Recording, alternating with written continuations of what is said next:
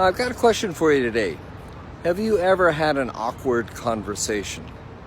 I'm sure everybody has, but curious if you've had an awkward conversation, you want to share a little bit how that went, let me know below. I had one 2 days ago. I was just reminded, I'm inside. I'm in Los Angeles, by the way. We're hanging out at the Sheraton Gateway Hotel at LAX, and I'm here with attractionmarketing.com, Elite Marketing Pro, and we're talking about, how we share our lives and be more personal with the people that we're marketing with. And so I'm doing this video in response to that challenge, but I'm also really curious, what your experience is. Because the thing that popped to my mind, I'll tell you was a conversation I had with my son 2 days ago. So let me give you a little backstory. If you're not familiar with Grace and myself and our story, we were living in China until 2 years ago. I was working there. We met there. We got married there. We were building our business there until about a year and a half ago when we moved to the United States. And it's been amazing. It's been wonderful. But one of the challenges for our son is he was learning in kind of bilingual schools before, and now he's full-time in English. And then he's also full-time in America, which at the age of 13, 14, 15 is a pretty awkward time. It's actually one reason why I wanted to leave my corporate job and be full-time to spend time with him for like his 5 years into adulthood, from 13 to 15. And there's some other stories behind that, but let's get to the story. So I was going to drive over here to Los Angeles. Wanted to have a long drive and kind of just I actually had about 6 hours of studying stuff that I had to listen to prepare for this event. So I figured that was also a good time just to download, and I did that in the car. And then suddenly I got a call from my son, and he doesn't normally pick up the phone and call Dad, but he does occasionally. And this time it was about the conversation my wife and I had the night before. So now the conversation. He's 15, so in our house, Mom and Dad still have the right to look at our son's phone. And I was looking at it on Wednesday, and I discovered two things that were upsetting and disturbing to me on a couple of different levels. And I talked about them with Grace. Our son had a test the next morning, so we decided to wait until he got home, but I was not going to be home because I was already going to be on the road. So, and here's what it was about. I found a conversation. There's a girl my son actually, she has a crush on him, and he was in a conversation with her on the phone, which I was reading, and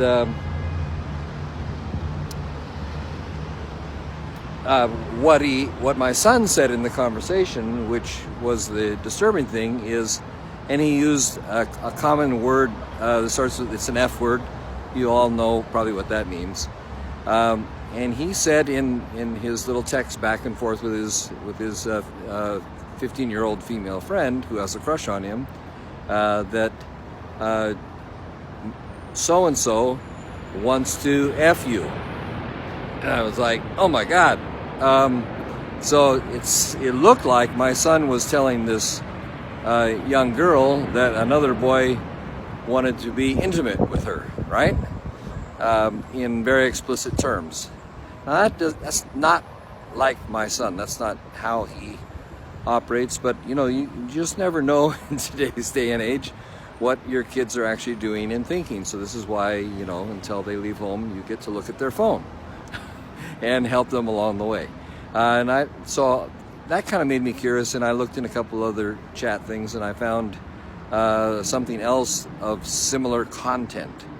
So I talked with my wife, and my wife, Grace is Chinese. Her linguistic ability in bad level English slang is pretty low, so I had to explain to her what the F word meant, and she was like, what? So she was mortified. I was not happy. And then she and I were having this dialogue. So the dialogue that I had with her is, if I was the girl's father looking at her phone, and I found this, how would I be reacting? So I wanted Grace to really understand how I, as a father of a 15-year-old girl, 14 or 15-year-old girl, getting a text that explicit from a boy, what am I going to be, what's my reaction? And my reaction would not have been pleasant. I mean, I'm a pretty defensive father with high moral standards and high expectations for my kids. And if some other boy is, interfering with that in the wrong way, that's not a pleasant conversation I'm going to have with that 15-year-old boy. So I wanted Grace to be able to explain not just her thinking and my thinking on it, but this prospective girl's father's thinking about it. And so she did, and I think she got the point across. Then she found out, and this is why my son rang me. So he got the phone, Dad, it wasn't me that wrote that. What do you mean it wasn't you that wrote that? It's on your phone. What do you mean? So I'm kind of skeptical, but I'm asking questions, and I'm slightly a little bit open. And then he says, she sent me that message. It was actually written to her in Chinese, and she asked me to translate it. So it was what the other boy said to her, not what I was saying to her. So I asked him to explain a little bit more. So finally it was, a boy had written in Chinese to this girl. This girl also happens to be ethnic Chinese, and she didn't quite understand what it meant in Chinese, so because it was gross, it was coarse. And in Chinese, not your typical Chinese either, apparently. And so he translated it, and he translated it very literally back to her. And so he was saying, the boy that sent you this message wants to F you. And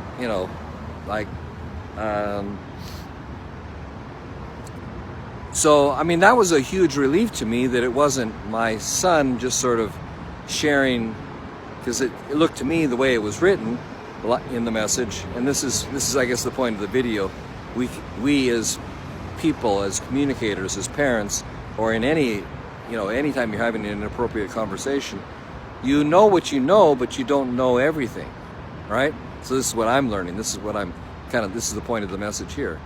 You know what you know, but you don't know everything. And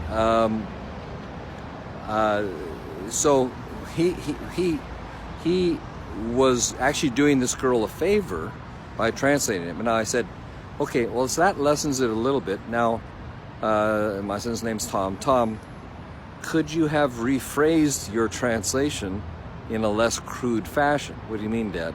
So I explained to him, he could have used some other terminology. He wants to, be intimate with you, or do, I mean, even, anything other than the F word. There's a lot of variations between very generic and the F word that could have been appropriate. Didn't have to do a literal translation in such a shocking fashion, because the girl's reaction was ew, literally in writing, ew. So we had that conversation, and there was something else on the phone, so he talked about that.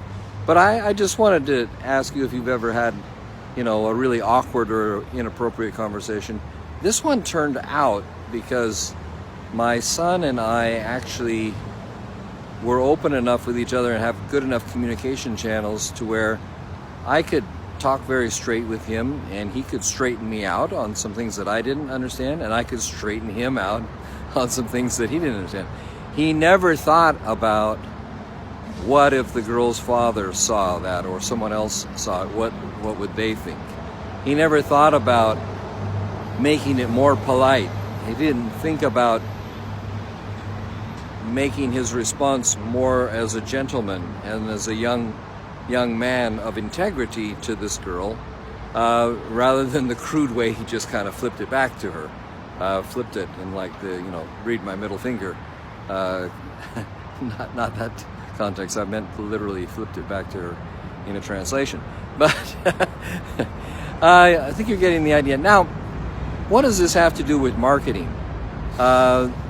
again, putting this in my marketing channel, because I think so often we haven't really understood the people that we're talking to, and they haven't understood us. So we're not asking it enough, and I'm going to do my best for you guys and myself to ask more questions and to be a little bit more open so that we communicate better.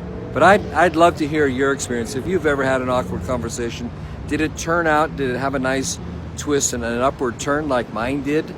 Or did it stay as a disaster? And what's your experience kind of with communicating?